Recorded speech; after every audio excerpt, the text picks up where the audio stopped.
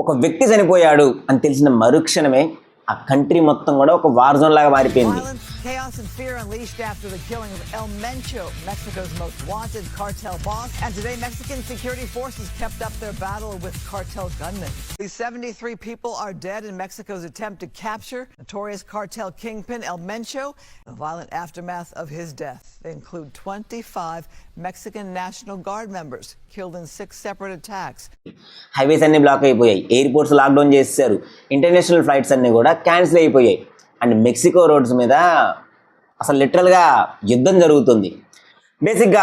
బేసిక్గా ఆలోచిద్దాం. ఒక క్రిమినల్ చనిపోతే పబ్లిక్ వాళ్ళందరూ కూడా సెలబ్రేట్ చేసుకుంటారు కదా, కానీ ఇతను చనిపోతే అసలు అక్కడున్న జనాలందరూ కూడా భయపడుతూ బ్రతుకుతున్నారు. అసలు ఎక్కడి నుంచి ఏం జరుగుతుందో, అంటే ఎవరు వచ్చి ఏమి ఇబ్బంది చేస్తారో అన్న భయంతో అక్కడ బ్రతుకుతున్నారు ఆ మెక్సికోలో ఉండే ప్రజలు. అతని పేరు చెప్తే నార్కోస్కి కానీ లేకపోతే పోలీస్ వాళ్ళకి కానీ అసలు అంతెందుకు డైరెక్ట్గా యుఎస్ గవర్నమెంట్కి కూడా వణుకు పుడుతుంది. అతని మీద $15 మిలియన్ వరకు బౌంటీ కూడా పెట్టారు. అతనే Nemesio Oseguera Cervantes, but the world knows him as El Mencho. ఒక ఆర్డినరీ పోలీస్ ఆఫీసర్గా కెరీర్ స్టార్ట్ చేసిన ఒక వ్యక్తి ప్రపంచంలోనే మోస్ట్ పవర్ఫుల్ అండ్ డెడ్లీ కార్టెల్ని ఎలా బిల్డ్ చేశాడు. అండ్ అతని దగ్గర ఉండే మనుషులందరూ కూడా అసలు నరరూప రాక్షసులు అంటారు. అతను అంత హై లెవెల్ ఆఫ్ ఆ టైప్ ఆఫ్ ట్రైనింగ్ ఎలా ఇచ్చాడు. అండ్ ఫైనల్గా February 22 అంటే నిన్న, అంటే సండే, ఆ సీక్రెట్ మిలిటరీ ఆపరేషన్లో అసలు ఏం జరిగింది ఈరోజు మెట్వర్స్లో మనం కంప్లీట్గా డీకోడ్ చేద్దాం. Welcome to మెట్వర్స్.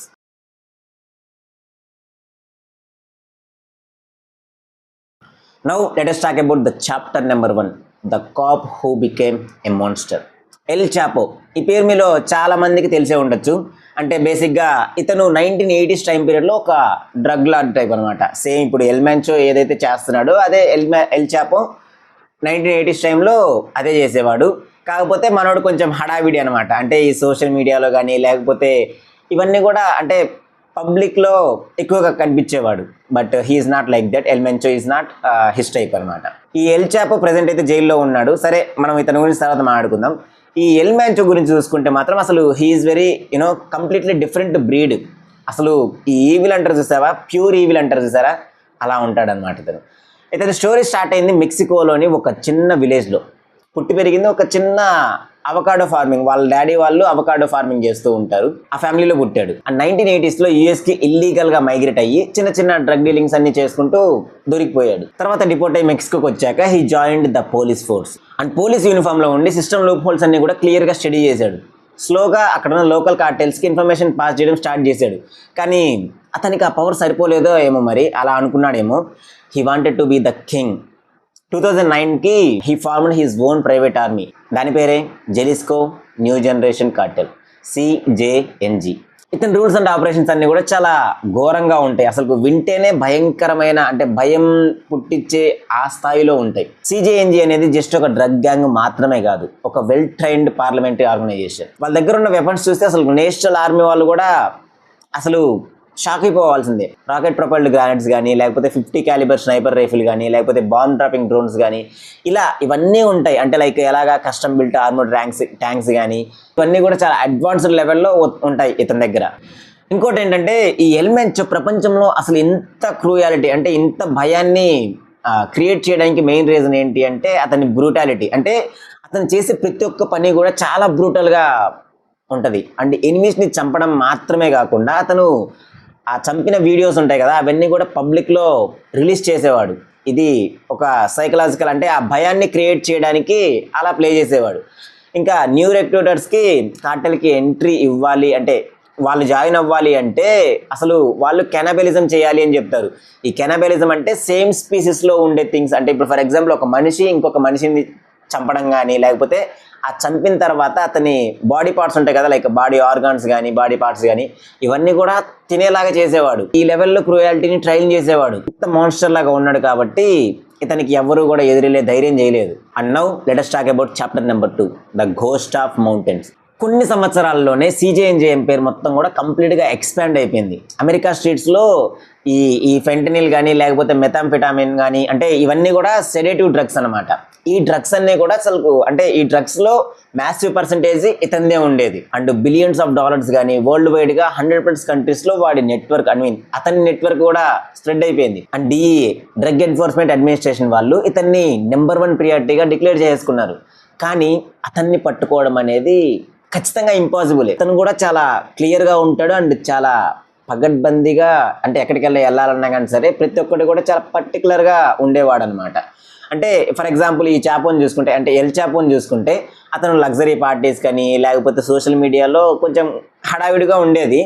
బట్ ఇతను మాత్రం అసలు కంప్లీట్గా ఒక రిమోట్ ఏరియాలోకి వెళ్ళిపోతాడు. అండ్ ఈ మౌంటైన్స్ కానీ లేకపోతే ఇలాంటి ప్లేసెస్లోకి వెళ్తాడు. అతని చుట్టూ ఎప్పుడు కూడా 300 నుంచి 500 మెంబర్స్ వరకు హెవీలీ ఆర్మ్డ్ ఫోర్సెస్ కమాండర్స్ ఉండేవాళ్ళు. అండ్ మొబైల్ ఫోన్స్ కానీ లేకపోతే ఇంకేమైనా IP అడ్రస్ ట్రాక్ చేసే ఇలాంటివి ఉంటాయి కదా, GPSలు కానీ ఇలాంటివి అసలు ఏమీ కూడా అతను వాడేవాడు కాదు. వాళ్ళ కమ్యూనికేషన్ అంతా కూడా ఆఫ్లైన్లో ఉండేది. అంటే హ్యాండ్ డెలివర్డ్ అంటే పేపర్ నోట్స్లో రాయడము ఇలా హ్యాండ్ టు హ్యాండ్ మాత్రమే ఉండేది వాళ్ళ కమ్యూనికేషన్ అంతా కూడా. మెక్సికో మిలిటరీస్ ఎన్నిసార్లు రైడ్స్ చేసినా కూడా అతను లాస్ట్ మినిట్లో ఏదో రకంగా ఎస్కేప్ అయిపోయేవాడు. అసలు ఒకసారి అయితే ఈ మిలిటరీ హెలికాప్టర్స్ ఉంటాయి కదా, అవి అతన్ని కంప్లీట్గా సరౌండ్ చేసినప్పుడు కూడా అతని దగ్గర వర్క్ చేసే వాళ్ళు వాళ్ళ గ్రూప్ వాళ్ళు ఉంటారు కదా, వాళ్ళు డైరెక్ట్గా రాకెట్ లాంచర్స్తో ఆ 6 మిలిటరీ హెలికాప్టర్స్ని హీల్ చేశారు. అది ఒక్క మాటలో చెప్పాలంటే ఇతని power. And now let us talk about operation Tapalpa chapter number 3.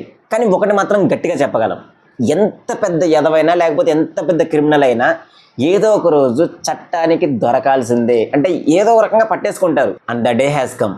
Sunday February 22, 2026 US intelligence agencies వాళ్ళు కొన్ని ఇయర్స్ నుంచి ట్రాక్ చేస్తున్న ఒక చిన్న క్లూ ఫైనల్గా దొరికేసింది. లొకేషన్ తపాల్పా, జెలిస్కో.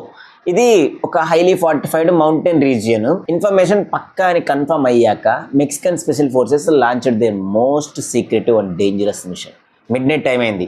సైరన్స్ కానీ ఎలాంటి వార్నింగ్ సిగ్నల్స్ కానీ లేకుండా బ్లాక్ హాక్ హెలికాప్టర్స్ సైలెంట్గా ఆ కాంపౌండ్ని సరౌండ్ చేస్తాయి. కానీ ఎల్ మ్యాంచో ప్రైవేట్ ఆర్మీ వాళ్ళు ఎప్పుడు కూడా రెడీగానే ఉంటారు కదా, సో దే ఓపెన్ ఫైరింగ్. అసలు ఇది జస్ట్ నార్మల్ షూట్లా కాకుండా అంటే ఏదో వచ్చాము షూటెడ్ సైడ్ చేసాము తీసుకెళ్ళాము అన్నట్టు కాకుండా మనకి సింపుల్గా చెప్పాలంటే మన సాహో లేకపోతే ఇంకేదైనా ఇలా మంచి గ్యాంగ్స్టర్ మూవీ ఆ రేంజ్లో షూటింగ్ అయితే జరిగింది. ఇది February 22 నైట్ జరిగింది. And it was a massive war. Bullets అన్నీ కూడా వర్షంలాగా పడిపోతున్నాయి. ఆ హెవీ క్రాస్ ఫైర్ మధ్యలోనే ఒక స్పెషల్ ఫోర్సెస్ కాంపౌండ్లోకి బ్రీచ్ అయిపోయారు. ఎలాగైతేనే ఈ మెక్సికో వాళ్ళు బ్రీచ్ అయిపోయారు. రైట్ దేర్ అక్కడ ఈ ఎల్ మ్యాంచోని సివియర్గా అంటే ఆల్రెడీ అతనికి బుల్లెట్స్ అన్నీ కూడా తగిలి బ్లడ్ అంతా కూడా పోతూ ఉంది. అండ్ మిలిటరీ వాళ్ళు అక్కడికి వచ్చి క్యాప్చర్ చేసుకున్నారు. వెంటనే హై సెక్యూరిటీ మధ్యలో అతన్ని హెలికాప్టర్లో మెక్సికోకి తీసుకెళ్ళడానికి షిఫ్ట్ చేయడానికి ట్రై చేశారు. ఫ్లై చేశారు. హెలికాప్టర్ అయితే ఫ్లై చేశారు. కానీ ఇట్ వాస్ టూ లేట్. అతను ఆ ఇంజురీస్ వల్ల అంటే ఆ బ్లీడింగ్ అనేది హెవీగా పోవడం వల్ల ఆకాశంలో అక్కడికక్కడే చనిపోయాడు. And now let us talk about after math. అసలు చనిపోయిన తర్వాత ఏం జరిగింది? మొత్తానికి ఎల్ మ్యాంచో అయితే చనిపోయాడు. అండ్ అతను చనిపోయిన తర్వాత ఇంకా చాలా అసలు పెద్ద విధ్వంసమే జరిగింది. ఇప్పుడు దాని గురించి మాట్లాడుకుందాం. ఈ ఎల్ మ్యాంచో చనిపోయారు అండ్ న్యూస్ లీక్ అవ్వగానే ఈ CGNG కార్టెల్ మొత్తం కూడా కంప్లీట్గా బ్రేక్ అయిపోయింది. అండ్ వాళ్ళు గవర్నమెంట్కి డైరెక్ట్గా వార్ డిక్లేర్ చేసేసారు. ఈరోజు మీరు న్యూస్ ఛానల్లో చూస్తున్న ఆ వీడియోస్ కానీ లేకపోతే ఆ సిచ్యువేషన్స్ ఆ విజువల్స్ కానీ ఇవన్నీ కూడా వాళ్ళు క్రియేట్ చేసిన ఆ టెరిఫైయింగ్ సిచ్యువేషన్స్ మాత్రమే. అండ్ కార్టెల్ మెంబర్స్ అందరూ కూడా ఓపెన్ రోడ్స్ మీద సివిలియన్ బస్సెస్ని ట్రక్స్ని ఆపి తగలబెడుతున్నారు. ఎంటైర్ సిటీ మొత్తం కూడా లాక్డౌన్ అయిపోయింది. అండ్ వాళ్ళు జస్ట్ మిలిటరీని టార్గెట్ చేయట్లా, సూపర్ మార్కెట్స్ని, పెట్రోల్ బంక్స్ని, ఎయిర్పోర్ట్స్ని అసలు దేన్ని వదలట్లేదు. కనిపించిన ప్రతిదాన్ని తగలబెడుతున్నారు. కనిపించిన ప్రతి ఒక్కరిని కూడా ఇబ్బంది పెడుతూ ఉన్నారు. And US and Canada embassy వాళ్ళు సిటిజన్స్కి హై లెవెల్ అలర్ట్ని ఇష్యూ కూడా చేసింది. అండ్ ఫ్లైట్స్ అన్నీ కూడా క్యాన్సిల్ అయిపోయాయి. The entire country is literally burning. And the biggest fear right now is the power vacuum. అసలు ఈ ఎల్ మ్యాంచో చనిపోయారు.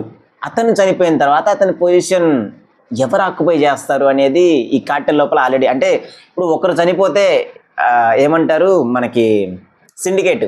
ఒక సిండికేట్లో ఎవరైనా పోయారు అంటే దాని తర్వాత ఎవరొకరు ఆ సీట్ కోసం ఆశపడుతూ ఉంటారు కదా. So the same situation is happening there right now. And ఆ కార్టెల్లో ఆ ప్లేస్ కోసం కొన్ని ఇయర్స్ నుంచి వెయిట్ చేసే వాళ్ళు కూడా ఉన్నారు. సో ఇది అక్కడ జరిగిన సిచ్యువేషన్ అండ్ అక్కడ జరుగుతున్న మారణ కాండం అంటారు కదా, అంటే ఒక టైప్ ఆఫ్ యుద్ధం లాంటిదే ఇదంతా కూడా.